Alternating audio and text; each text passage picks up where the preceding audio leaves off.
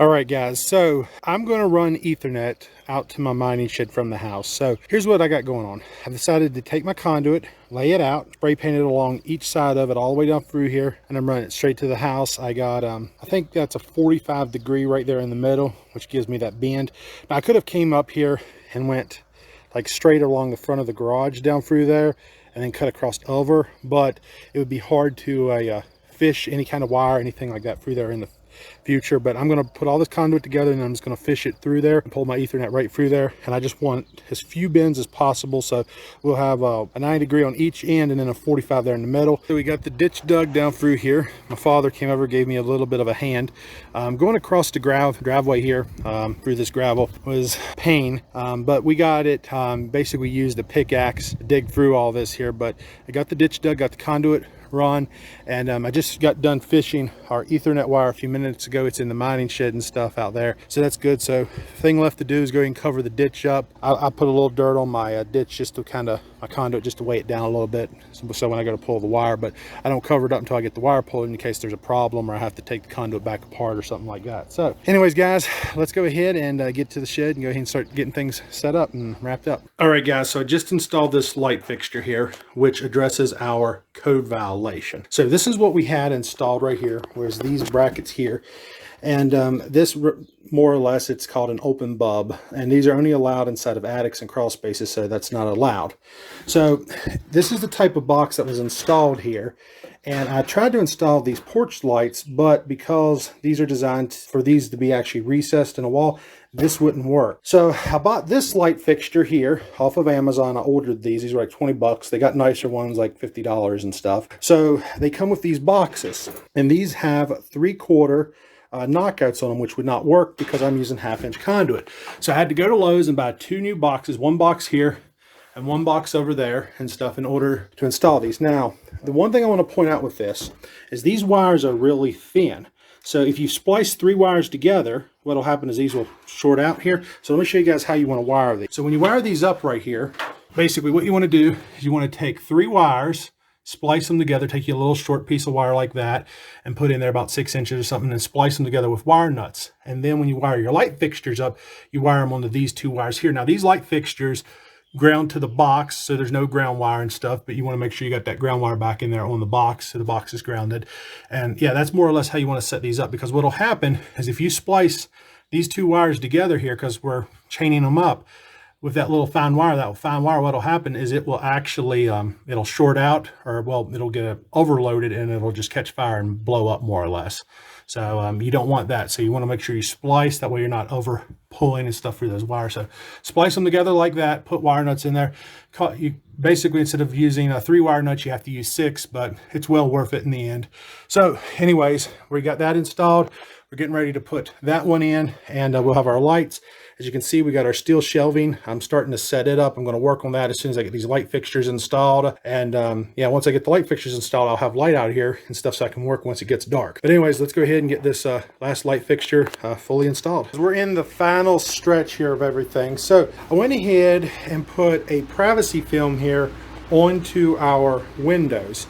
Now, don't go out and buy this because this stuff's expensive. I already had some from where I did my bedroom windows and the front door.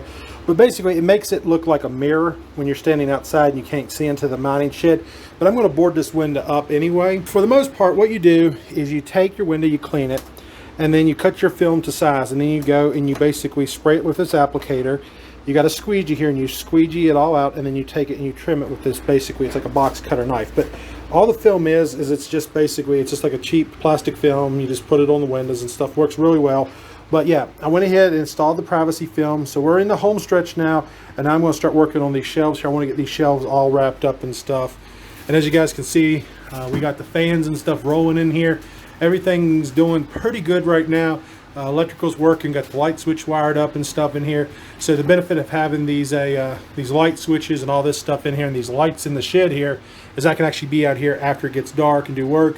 But I'm going to go ahead and start trying to clean up here. As you can see, I got a mess where I'm moving stuff around.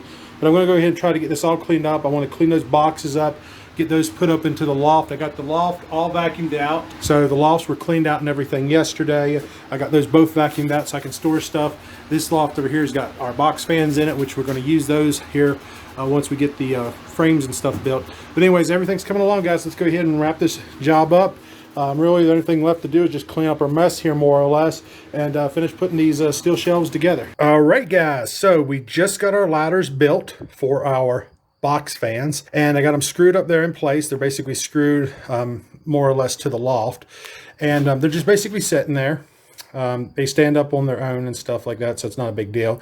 But I got 3 box fans, a total of 6 box fans, 3 on each ladder. So here at the very bottom, there's like basically 1, 2, you can call it a ladder, you can call it a shelf, whatever y'all want to call it.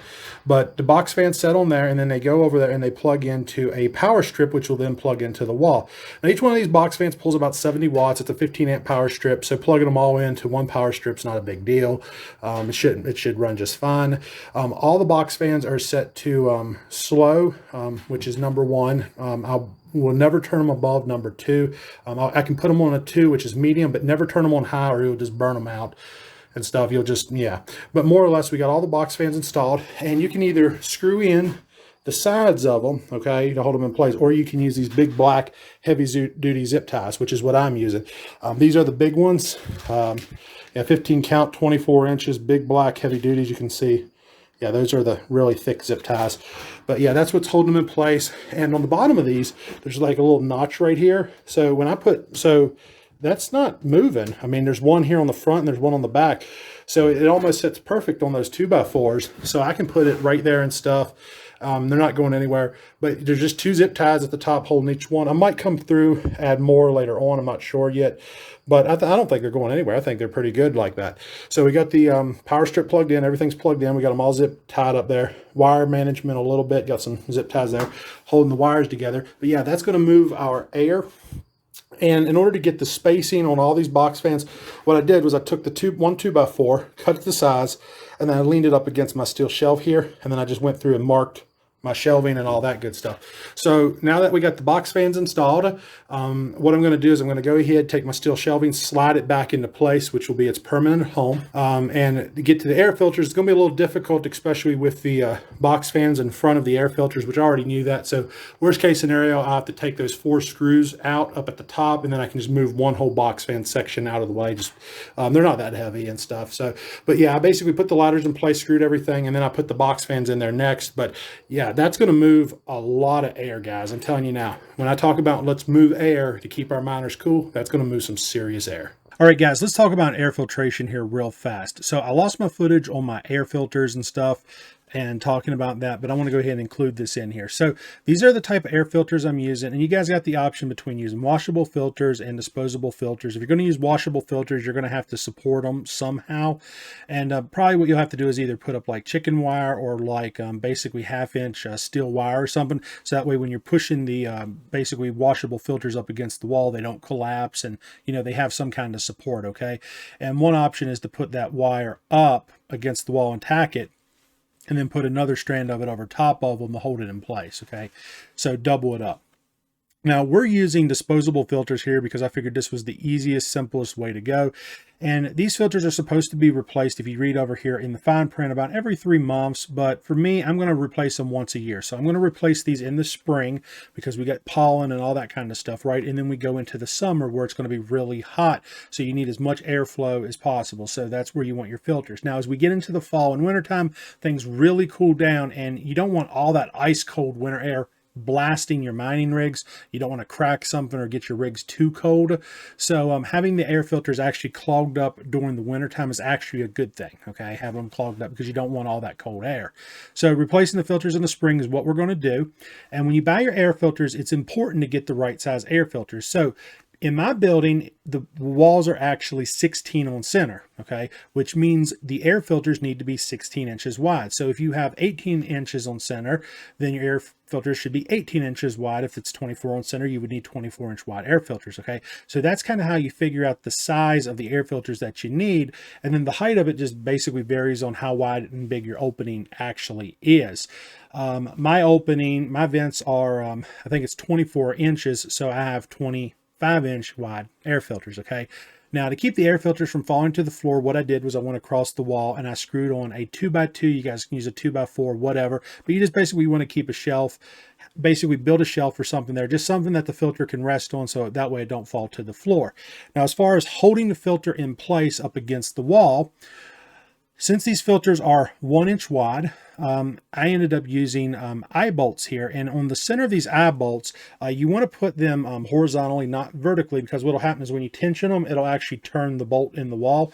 But you want to set the center of these bolts the exact width and thickness of the filters themselves. So since I have 1 inch filters, I want the center of my eye bolt to be 1 inch away from the wall. And then what I'll do is I'm going to go ahead and loop through clothesline here, because clothesline is cheap. 100 foot of clothesline, $11. That's not bad, right? So we're going to use clothesline and loop that through there. And then on the opposite end of the wall, we're going to use a turnbuckle. So the clothesline will go through the eye of the turnbuckle, and then the hook will hook onto the eye bolts that will basically be on the wall. So on each end of the wall, I'll basically have eye bolts like this. And then on the one end, I'll basically be able to take my turnbuckle and use that hook and just kind of hook through that eye bolt. So that's kind of what you want to do there. And as far as, attaching the cable clothesline, how to clamp it down, you guys can use cable clamps like this, or you can twist it. You got 2 options there. It's whatever you guys prefer. I went with wire clamps, but overall, guys, setting your filter system up like this, it's very simple to do. This is the absolute best way to filter your shit. I see guys all the time like, well, how do you put air filters in? How do you filter your shit? Guys, I solved that.